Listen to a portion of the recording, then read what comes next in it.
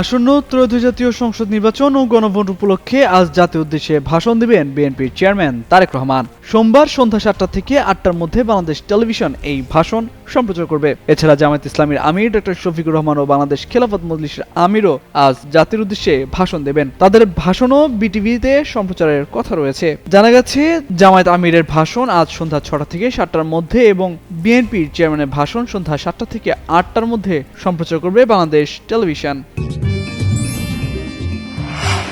আমা authentic Brazilian coffee.